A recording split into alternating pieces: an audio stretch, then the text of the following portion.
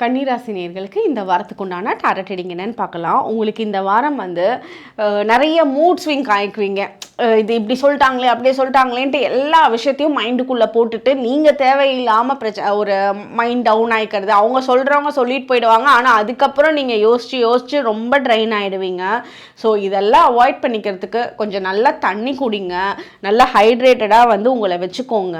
எதையும் வந்து பெருசாக வந்து டென்ஷன் எடுத்துக்காதீங்க. யாராவது சொன்னாங்கன்னா அவங்க சொன்னதை அப்படியே அந்த இடத்துலையே கட் பண்ணிவிட்டு ஓகே நம்ம வேலையை பார்க்கணுன்ற மாதிரி வந்துடுங்க. அதே மாதிரி உங்களுக்கு செல்ஃப் கேர் உங்களுக்கு இருக்கணும். செல்ஃப் லவ் வந்து நீங்கள் உங்களை பண்ண ஆரம்பிங்க. செல்ஃப் லவ்ன்றது வந்து ஒரு சிலர்கிட்ட வந்து டீட்டாச்மெண்ட்டை ஏற்படுத்துறது. அதாவது அவங்க அவங்களுக்கு எவ்வளோ தப்பு பண்ணியிருந்தாலும் அவங்களுக்கு ஏற்ற மாதிரி திருப்பி அவங்களுக்கு பண்ணணும்னு நினைக்கிறத விட, அவங்களோட எனர்ஜிக்கு ரொம்ப லோவாக போகணும்னு நினைக்கிறத விட அது அங்கேயே கட் பண்ணி விட்டுட்டு அவங்கள வந்து ப்ளஸ் பண்ணி அனுப்பிச்சி விடுறது. அவங்களோட லைஃப்பில் நல்லா இருக்கட்டும், இவங்க இப்படிலாம் ஏன் தப்பு பண்ணுறாங்கன்னு தெரியல, கடவுள் வந்து அவங்களுக்கு வந்து நல்லதை பண்ணிட்டு போட்டோம் அப்படின்னு சொல்லி ப்ளஸ் பண்ணி அனுப்பிச்சி விட்டீங்க அப்படின்னா உங்களோட எனர்ஜி சேஃபாக இருக்கும். ஏன்னா வந்து இது உங்களுக்கு சைக்கிள் மாதிரி அடுத்தடுத்து ஏற்படுத்திட்டு இருக்க பிரச்சனைகள்லேருந்து உங்களை பிரேக் பண்ணி கொண்டுட்டு வந்துடும்.